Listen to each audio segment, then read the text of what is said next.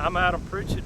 I work for the Alabama Department of Conservation. I run Barber County Wildlife Management Area. We've got about 28,000 acres of public land that I manage. Today I'm here to talk to you about wildlife openings and managing your wildlife openings. Do you assist landowners in what counties? We also meet with landowners in what we would consider District 4, which is Montgomery to Auburn and south, the southeastern portion of Alabama. I'm based out of Barber County and assist landowners in mostly Barber, Bullock, and Dale counties. You've got a hardwood drain that wraps around this entire wildlife opening here. This serves as a travel corridor for wildlife. And so you could have deer, turkeys, or whatever crossing back and forth in any spot through here, but they've got their wildlife opening located down like this. And then you know, you want to consider, okay, what I want to plant. You know, do I want to plant stuff like this corn or like the peas you came by coming in here, or do I just want to come in here and plant this whole thing in a cool season crop like wheat, or you know, a cool season blend or whatever in the fall. You know, I will say having something year-round is best to attract wildlife to a certain area. But having these growing season or these warm season crops are pretty expensive. So you don't want to be wasting seed and fertilizer and things like that. So what I would recommend doing is getting one of these little handheld GPS units. They're easy to learn how to use. You can get them pretty simple. They've just got a few simple functions to them. You take one of those handheld GPSs and walk around this piece of this wildlife opening right here that they've got set up. It'll tell you exactly how many acres is in it. You know, you may look at this and say, okay, I think we got maybe 5 acres here. Well, you can go around it with that GPS and it'll tell you you've got, you know, 7.2 acres or whatever it is. You know exactly. That way you know exactly how much fertilizer to buy, exactly how much seed to buy. You're not wasting money on any of that. Find out what you've got, then decide what you want to plant. Go to your extension office and get a soil sample box, pull soil samples out. Thing else, if I was going to plant that corn, knew I was going to plant corn right there, didn't have the money to lime and fertilize, it's going to cost me too much, I'd put out lime and I'd worry about fertilizing the next time. Because if your soil pH is, you know, a strongly acidic, you know, say it's in a 5.5 range, you could put out all the recommended fertilizer on that, but if your pH is not in the range that it needs to be for that particular crop, that crop can't take up the fertilizer that you're putting out there. So, you know, like I said, if you've got like a 5.5, which is a strongly acidic soil, you may be throwing away 25% of the nitrogen you put out there, 50% of the phosphorus. You know, you're just throwing money away. You're putting it out there, but the plant can't utilize it. So basically you're just wasting money there. So very important, figure out how much acreage you got, soil test, lime it, get your pH where it needs to be, then worry about putting your fertilizer to the recommended rates. Talk real quick about a couple different types of crops that you can plant. You know, like I said, it's best to have something that's there year-round. Something we use for a warm season crop for deer mainly is Roundup Ready corn and soybeans. You can buy them now in Roundup Ready strain. We plant about 12 pounds to the acre, and what we do is put about 8 pounds of soybeans to 4 pounds of corn. You know, we know, okay, we're going to plant 10 acres, so we'll plant we'll mix 2 parts beans to 1 part corn in a bucket, mix it all up good, pour it in the hoppers, and go plant it. All right, when that comes up, you've got your corn coming up out there, and it's not a real thick stand of corn, but you'll be surprised, it'll be a good stand of corn in that. You've got your soybeans coming up in the same rows as your corn. Soybeans are pumping nitrogen into the soil, feeding that corn. All right, so you've got forage out there, which is your soybeans. You're also growing corn, which will last on out in the fall, depending on how heavy a deer herd you get. get just high enough where you can barely get over it with a tractor and spray it with Roundup. Kills everything else. Gives your crops you planted an opportunity to get up above all the weeds and produce a crop. And from then on out, don't worry about it. If you've got stuff coming back, this is probably Roundup ready corn they planted here. You see weeds and stuff coming in up underneath it. Well, that's fine. You've already made your corn crop. So what if weeds come up underneath it? A lot of this stuff coming up is just native stuff that comes up naturally that the deer and turkeys or whatever is going to use it. This pusley, you see this little patch of stuff right here with this white flowers, pusley. I went in and dissed a field before, didn't have the seed, wound up not having enough seed to plant that particular field. Came up solid pusley. I went in there and threw some triple 13 fertilizer on it and left it alone. The deer ate it to the ground. They love it. You don't even have to fertilize it. They love it. They love that pusley, and that don't cost a thing other than a little diesel fuel distance, you know. So consider your native plants, native browse, native vegetation that comes up. You know, all of this stuff can be pretty expensive now to plant, but keep that in mind. Real quick on the cool season plots, everybody's got their own preferences on mixtures, blends, or whatever. Find out what works good for your particular soil type and stick with it. I will recommend using where your soil types are correct for perennial clover. Try to use a blend of perennial clover, just because, you know, if this is a heavy enough soil, and it probably is down here in the lower part of this area where they've got this brown top millet planted next to this creek, it's probably pretty suitable for that type of clover. You could go in there and plant a mixture of Durana, which is a white clover, perennial white clover. Put some reseeding crimson clover in there with it, and a little bit of wheat. Put that mixture out there. The deer will come in and they'll browse the wheat. And if you just plant that, you'll look and say, oh, I don't like that. It ain't coming up good, don't look good. You know, that clover takes a while to come on, but that wheat just gives you something else out there to look at and kind of makes you feel good about it. But anyway, you plant that out there in that plot, you can leave that for up 5 or 6 years if you maintain it, you know, like you're supposed to. That'll keep reseeding itself and coming back. You'll get a good stand of clover. You can go in and bush hog that wheat. Once it heads out in the spring, bush hog that off the top. And even that Durana clover really does well to bush hogging. If it gets up real tall, you can come mow it back to the ground with your bush hog, and it'll sprout right back on up and start growing again. All you've got to do is put an application like an O2020 fertilizer on it. It makes its own nitrogen, so you don't need any nitrogen in it. But just a real easily maintained plot. You don't have to buy seed for, you know, just say that was an acre there. That's an acre less you have to buy seed for the next few years. So consider that, you know, when you're planting, and that'll be good for all kinds of wildlife, for turkeys, deer, whatever.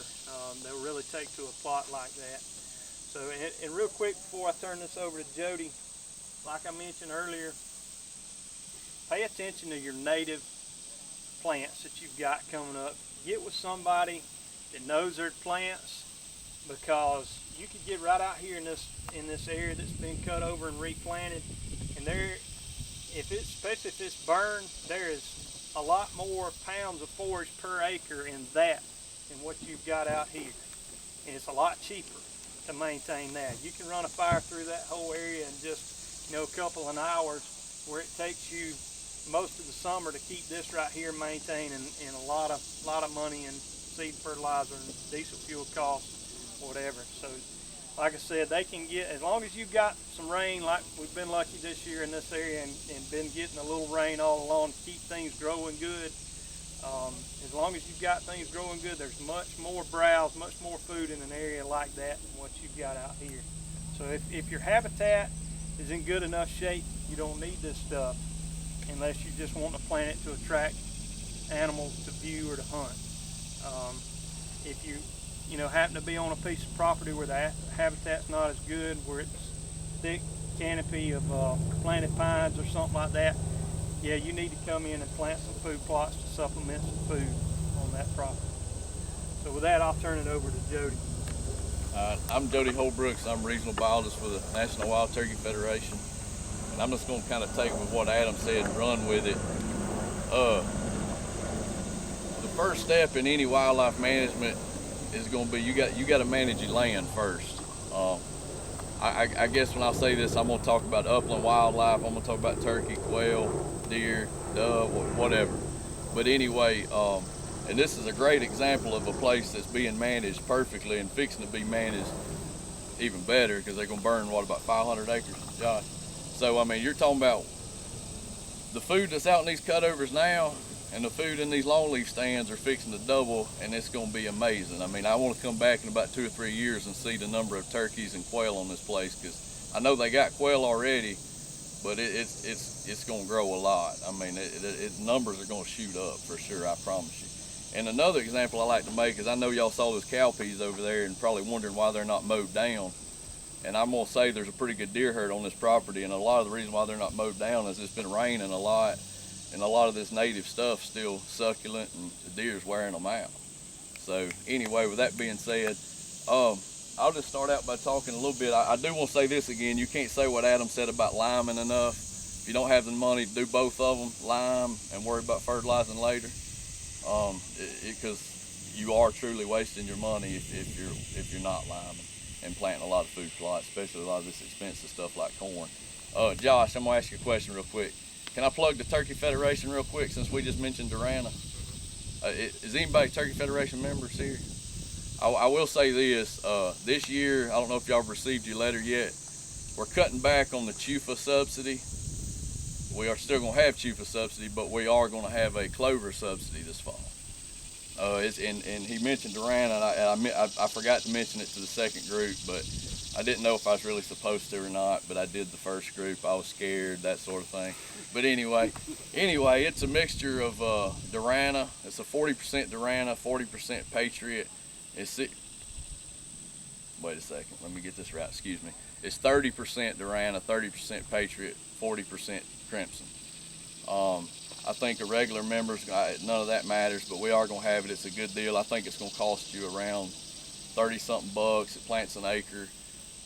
I used to work for Pennington, so I know a lot about Durana clover and Patriot clover, and by far in this part of Alabama, if you've got a place that will work for clover, a good, rich soil that holds some moisture, Durana and Patriot's gonna be your best bet to try a true perennial. It's gonna reseed and grow, and it's also growing by stolons. And what Adam mentioned as far as the bush hogging and making it grow better is definitely true, because if you look at it from a cattle standpoint, and I know we're not looking at it that way, but I'm just making an example, the cattle, actually when they design that, they design the cattle feed on it, and the harder it's grazed, the more it grows.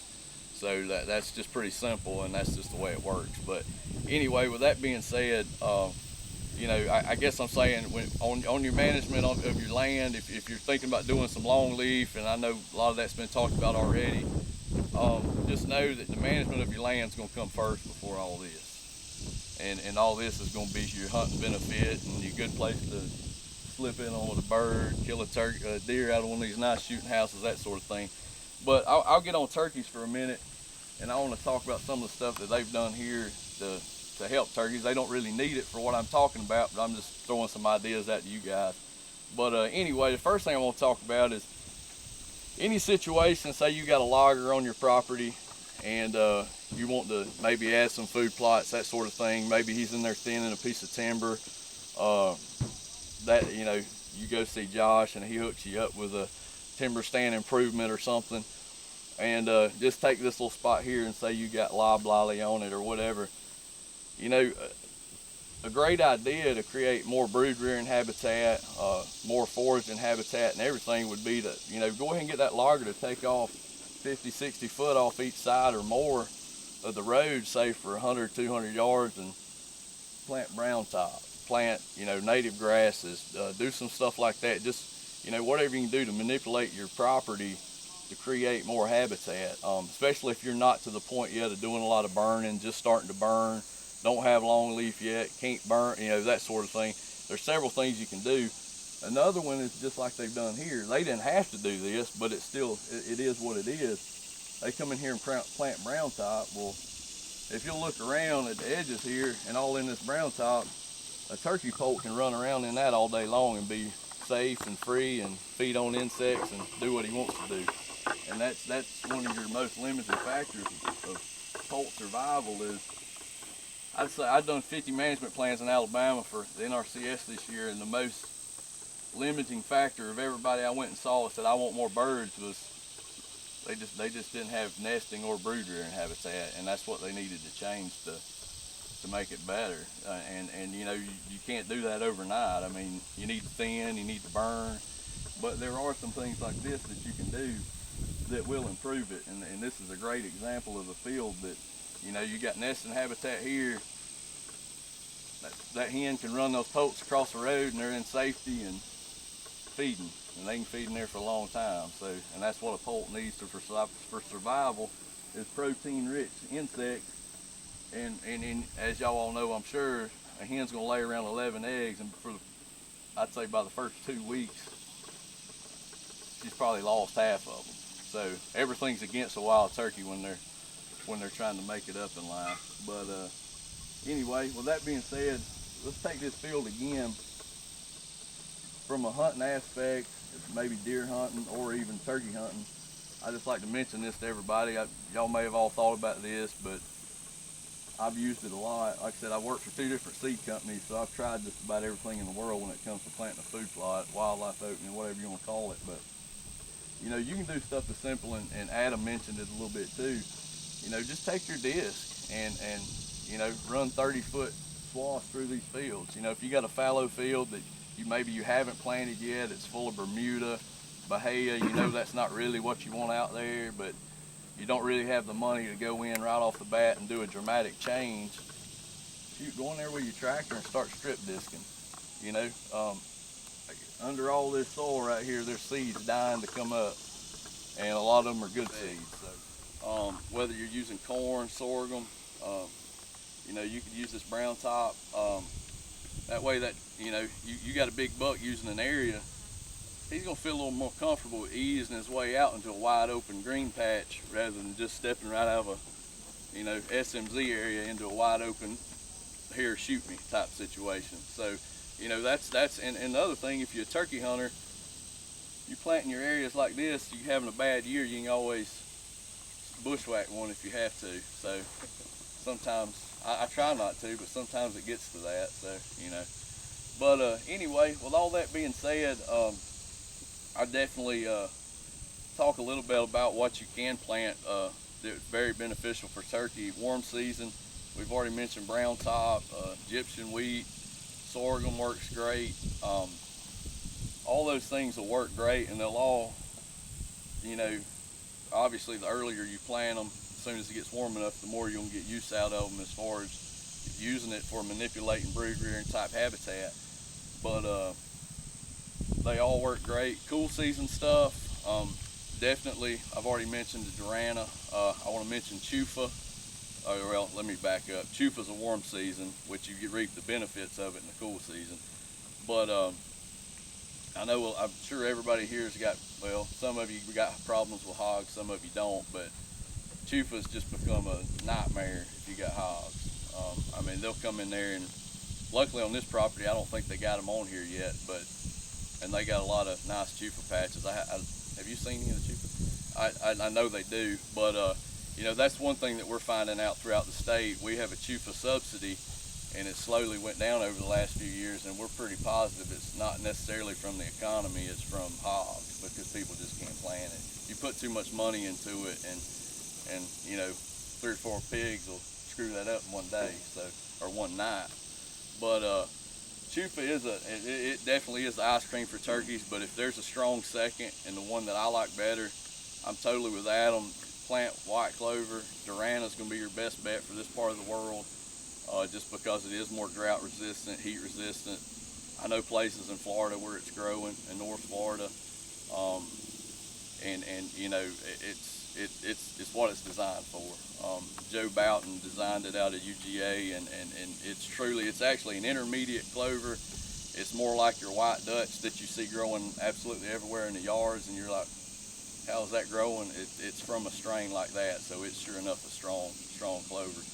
But you know, as far as winter stuff to plant, I definitely agree with Adam on the planting wheat with it, because I would never tell you, yeah, go plant a half acre of Durana clover and feel like you're going to go sit in that tree stand and be able to see a rich green field that fall and winter, because you're not.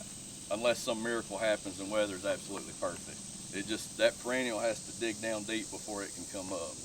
And usually that takes, it may be March or April before you see it really good. And that's the reason why in our mix that we did, we put on the instructions to plant a quarter rate of wheat with it, and then it's also got some crimson in there too. And it won't be much, you know, you get a good stand after the spring, you start getting weeds in it, like you can spray that weed, probably just let it go and cut it like Adam said, and then that crimson's not going to hurt anything. You know, I think a misconception of food plots is everybody thinks they're supposed to look like they do in magazines and on TV, and they don't. They're probably better if they don't look like that. You know, you get ragweed coming up in one, well heck, ragweed's a beneficial wildlife plant, don't worry about it. The treatment of, did we go over treatment of clover after? It's pretty simple. As long as you're getting rain, you just clip it back, you know, 6 to 8 inches. I will say this, it usually takes Durana a couple of years of growth to get to the point where you'd even think you need to actually clip the clover back. You're mainly going to be clipping weeds back. You can spray grasses with Post Select, and I talked to them earlier about it. Weeds, you can spray any legume with 2,4-DB, Buterac, and then Pursuit. I try to stay away from Pursuit because it does have a residual you put in the soil, but I'll get off the clover kick. I'm just a huge clover advocate, so. But I do realize it's hard to grow down here, and you definitely, like Adam said, you need to pick the absolute best spot, the best soil, and an area that's going to hold moisture for it to work, because it is definitely hard to grow. Basically everything that I've said, talking about the brown top, and obviously with all this management that's going on this property, is going to be great for all your upland animals. And I did mention that because I talked about quail, but you know, I guess for you know, the easiest way of saying it is as far as food plots, wildlife openings go, the poorer the habitat, the more you need. You know what I'm saying? If you're a bunch of thick loblolly stands and you're not to the point of burning yet, you need, you know, a piece of property like this, he don't need no more than 1% to 5% food plots. He's got way above that, which is even better. But he wouldn't have to have that, because I mean, it's all out here. It's all out here natural. And but this is, like Adam said, this is awesome hunting area. I mean, it's a great place to come view animals, shoot them, whatever you want to do, take kids, all that good stuff. And that's probably about all.